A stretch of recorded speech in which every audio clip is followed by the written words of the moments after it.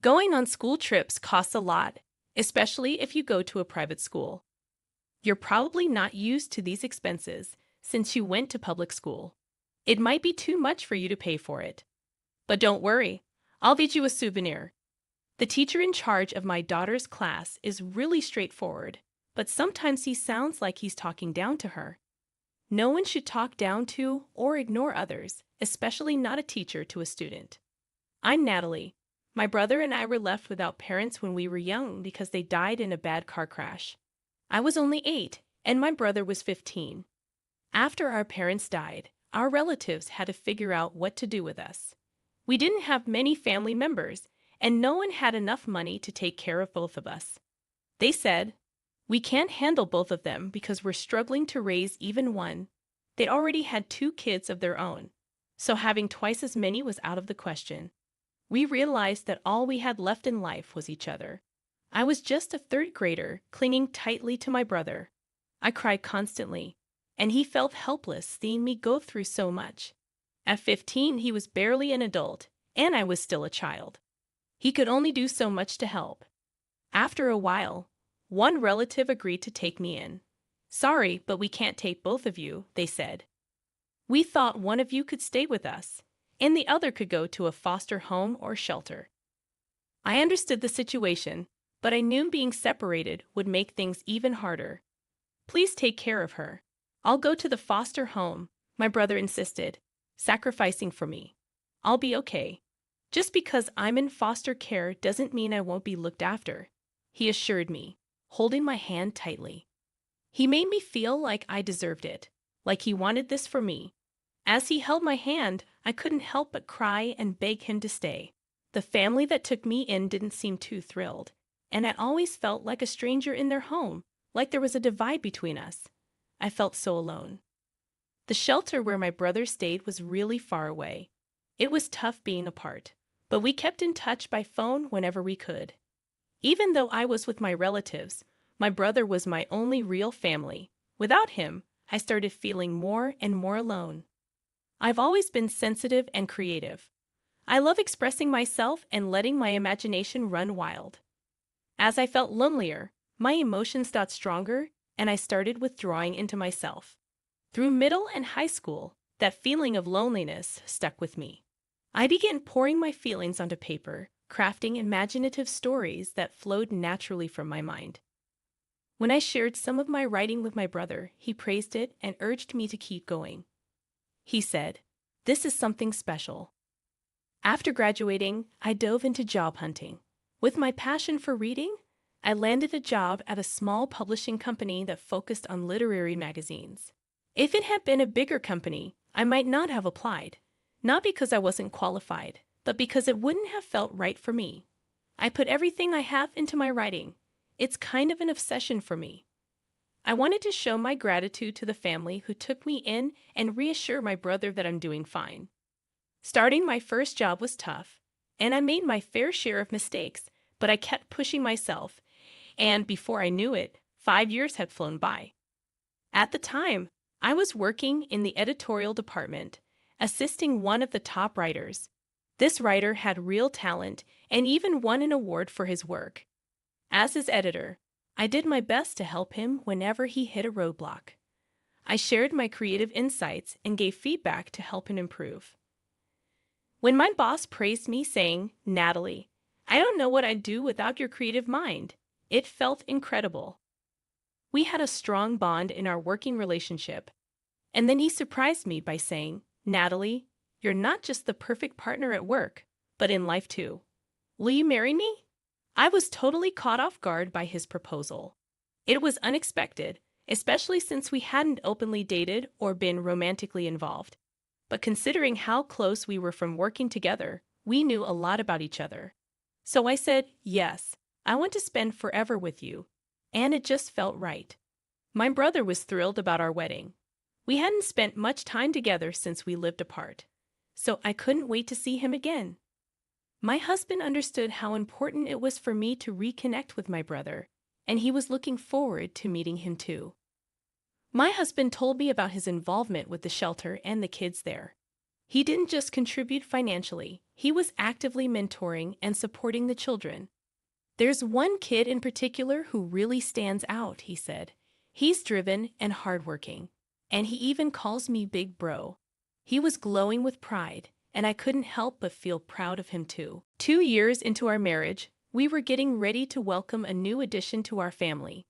My husband's writing was gaining recognition, and he credited it to my advice and support. "Thank you for always believing in me. I love you," he'd say, making me feel so appreciated. Our daughter, Nicole, was born, and our lives were filled with joy and excitement. She was bursting with energy, and we were over the moon. One day, as I looked in the mirror, I realized that the loneliness and sadness I once felt had vanished. I smiled at my reflection, feeling grateful for everything I had overcome. Nicole blossomed into a kind and bright child. Before we knew it, my husband and I decided to enroll her in a private school. We found one that focused on nurturing independent and creative thinkers, offering a well-rounded education in academics, athletics, and the arts. Nicole thrived in that environment. Our careers were going well too. But when Nicole started 4th grade, we received devastating news about my husband. He was diagnosed with terminal cancer, and it had already spread too far for treatment by the time we found out. We went to the hospital together, but I returned home alone. I stayed by his side, praying for a miracle, but it wasn't meant to be. I was scared that the loneliness I once felt would return, but this time I had Nicole. I had to stay strong for her. I changed my mindset and focused on moving forward. Nicole and I leaned on each other for support as we faced life without my husband. Every moment became more precious, and I vowed to cherish every second. As Nicole started her final year of elementary school, she was nervous about meeting new classmates and teachers, but she knew she could handle it by the time. As the first semester ended, I noticed Nicole became increasingly quiet about school, especially after spring break. Starting the second semester of 5th grade, she seemed even more distant. My worry grew. Was she not enjoying school? Was she being bullied? But as the second semester neared its end, nothing changed. Today, I had to confront her. I couldn't ignore it any longer. "Hi, I'm Nicole, and I'm in 5th grade. Last year, my dad passed away, and it was really tough for me and my mom. But my uncle helped us through it, and I'm grateful my mom was able to heal. I was excited to start 5th grade, even though I knew I'd have a new teacher and classmates, except for one friend from last year. Our teacher is 28 and has been teaching for 6 years.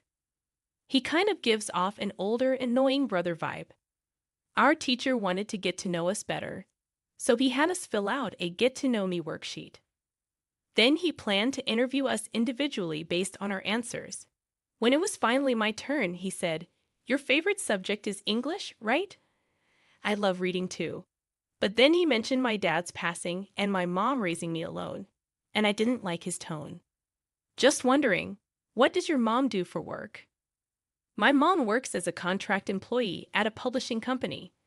After my dad passed away, she switched from full-time to contract work for the flexibility. I told her she didn't have to, but she prefers it. It's kind of like working part-time. How do you guys afford the school? You must be having a tough time." It felt like my teacher assumed we were barely getting by. It didn't seem sincere. Then he made more comments about our finances, like he pitied us, like we were pathetic. His attitude during that conversation really bothered me, so I tried to avoid him afterward. But he kept approaching me, usually when I was alone, and would say things like, "Struggling with money is stressful, right? Is your mom still working part-time? Can you afford next semester's tuition?" I tried to brush it off and be mature about it. Once, I even argued back, saying we weren't poor, but he didn't stop. So I decided it was best to keep my distance. He laughs and thinks it's because he's right. I decided to stop talking to my mom about school altogether because I didn't want to involve her. I could tell she was getting worried about me. Then, over spring break, my teacher assigned us a book to read, a popular novel by an author named Curie.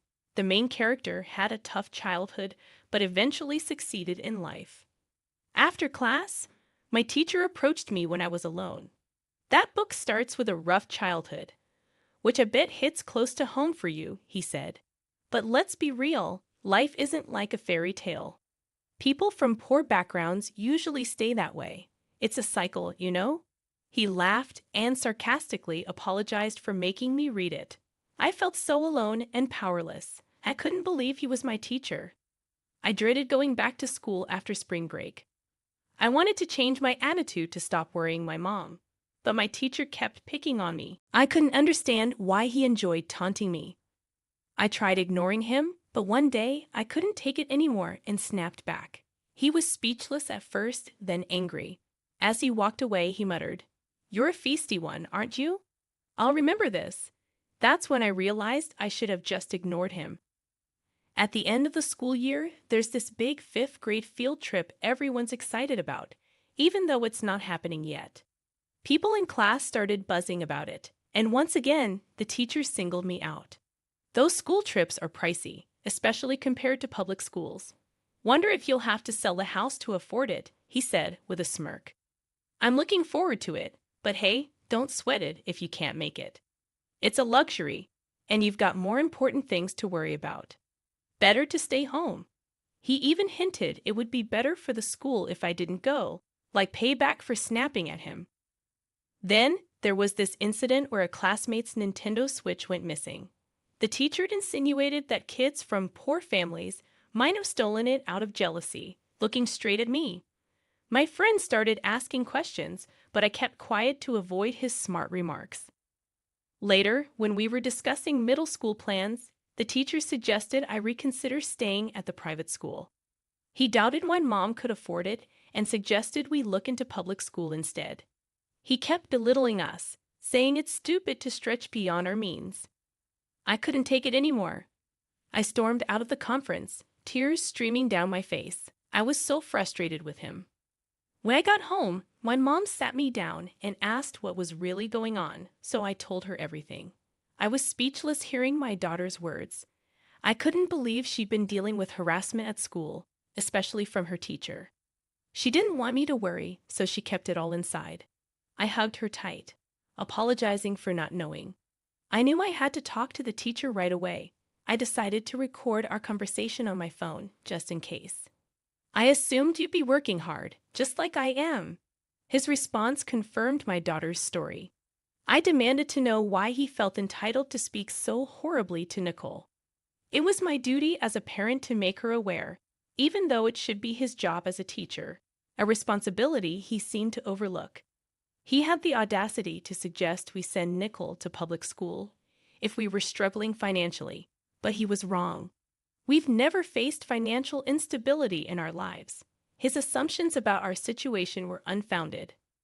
He kept interrupting and talking over me, making it impossible for us to have a civil conversation.